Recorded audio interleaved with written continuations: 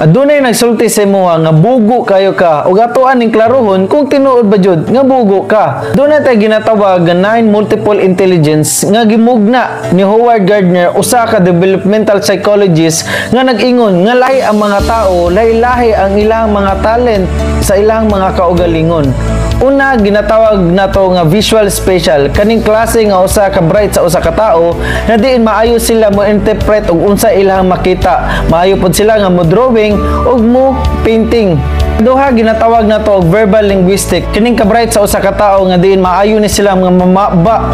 og musulat sa mga klase nga butang nga ilang mahunahunaan ug labaw sa tanan maayo kini sila nga mo explain sa mga butang-butang, maayo pud ni sila mo pagdebate sama sa mga newscaster nga madungog nato sa TV or sa radyo. Ang katulo, ang ginatawag nato nga logical mathematical, usa ka bright sa usa ka tawo nga diin maayo ni sila sa math,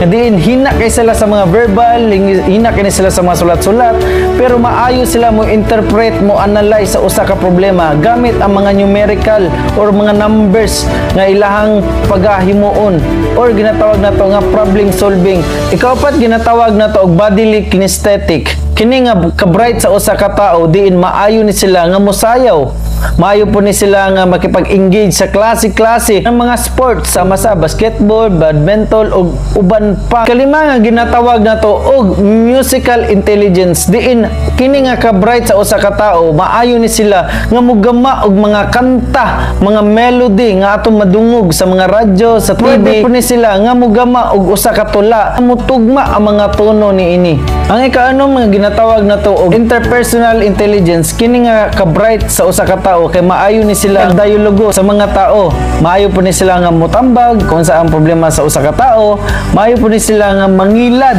kumbaga kay maayo ni sila mo gama og istorya. Ang ikapito nga ginatawag nato intrapersonal intelligence, nga diin kini nga ka-bright sa usa ka tawo kay nahan sila nga ila-ilahara alang kaugalingon lang nila ang gusto nila nga madiskubre. Ang ikawalo nga ginatawag nato og naturalistic intelligence, kini nga mga klase nga tawo kay ganahan ni sila og kanang nature,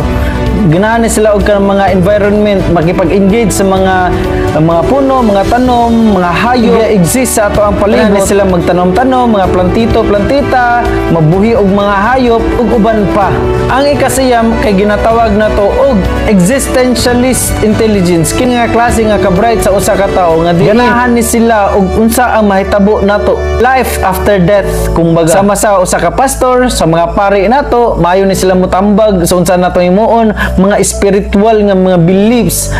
kini ang ilahang